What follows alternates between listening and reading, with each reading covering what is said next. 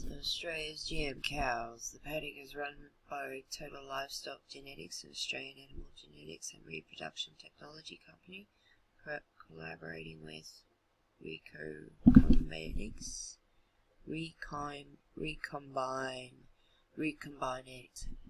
So do not enter the quarantine paddock. So Australia, basically they imported the sperm of these genetically modified Brahman bulls to the female cattle, so that the cattle didn't have the horns when they were milking. They didn't have to dehorn these young cattle.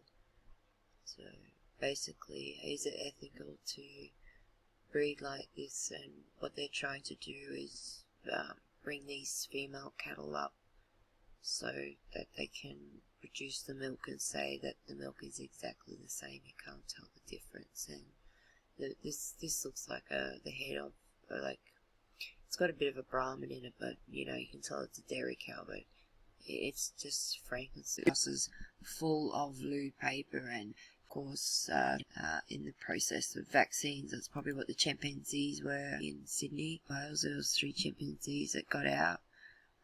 They said he was in having a vasectomy and he had the 2 females to keep him company. Well, perhaps they are testing the vaccines on the baboons, giving them the virus and then testing them to see if they've had that kind of stuff. I think that's more along the lines as to what the baboons were doing in the Sydney hospital. Everyone else has just believed the hogwash that's been said. The amount of crap about this flu on the news and everything is just absolutely crazy. I'm sick of it. Everywhere I look, I see it. There's no need for it. It's just absolutely crazy.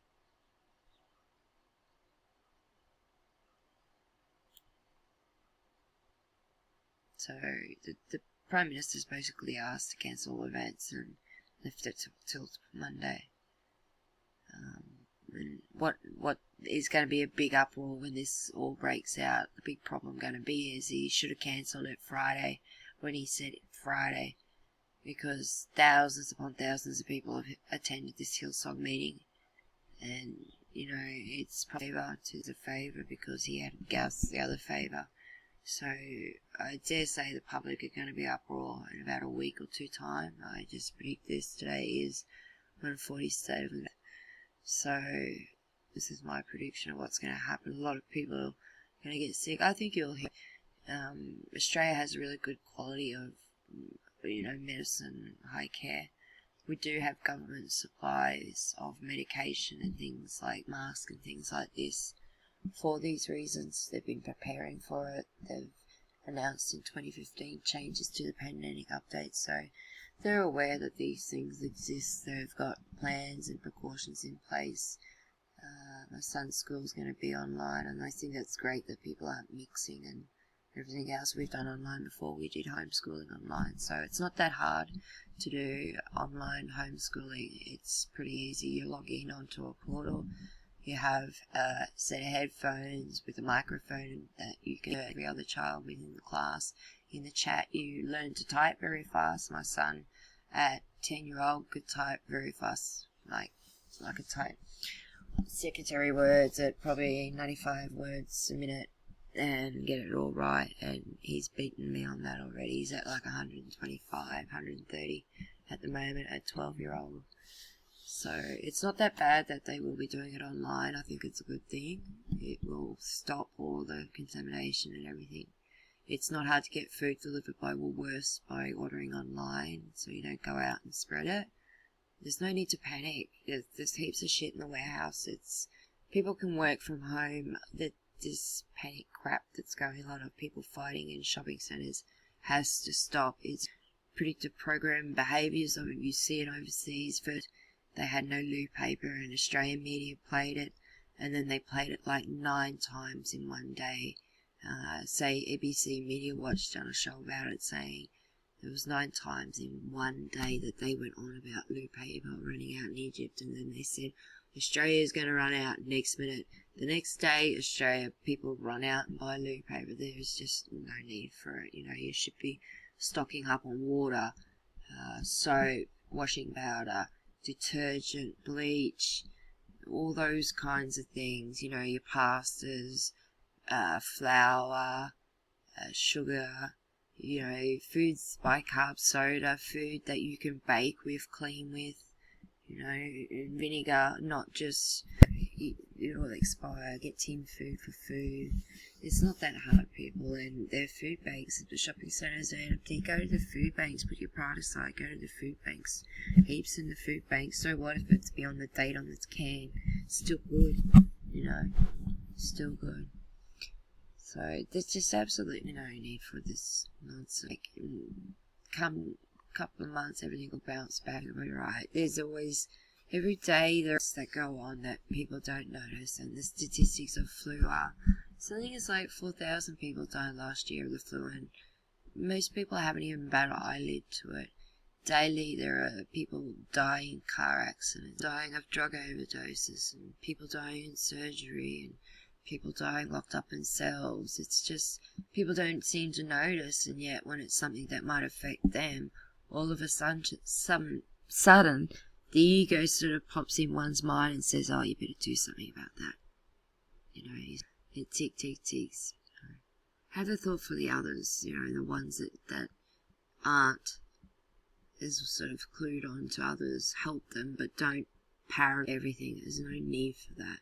Be contact. So, I just want to say hello. I'm going to upload a few videos soon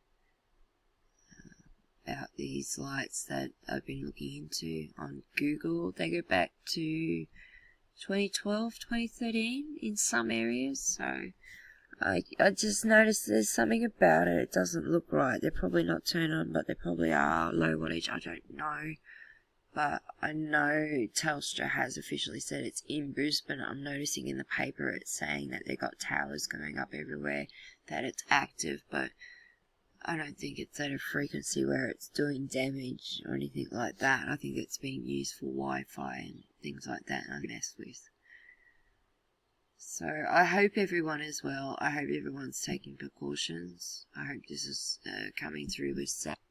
I just want to say hello to all my new subscribers and all my old friends.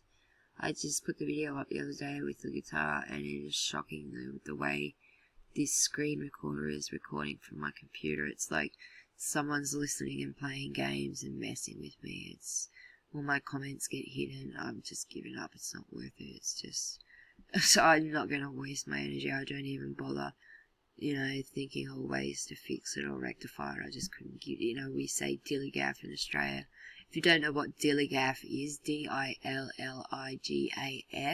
look it up, because that's what I really care. Zero factor. So, anyway, we'll go to my Twitter. What I just wanted to share with you quickly here, this is crazy Australian people spread of this.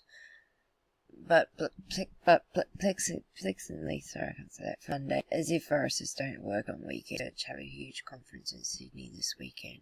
Wonder if we are in this. The Morrison government had been advised by medical experts to ban more than 500 people, and will do so as soon as the Hillside Colour Conference 2020 concludes in Sydney this Sunday. This is just like amount of people. This is how bad, this is just crazy for this to happen, to allow it to go on. They're thinking about the dollars, the cha-ching. That's all they're thinking about. They're not thinking about people's lives. This is just putrid behaviour all over money. Why? How many people are going to get sick? So, I've managed to log into Logan and so that. So, people coming from all over the world. No precautions.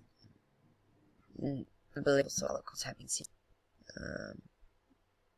Tens of thousands of people from all over the world are tightly packed in. Did what calls of the Interconference on Girls in Sydney.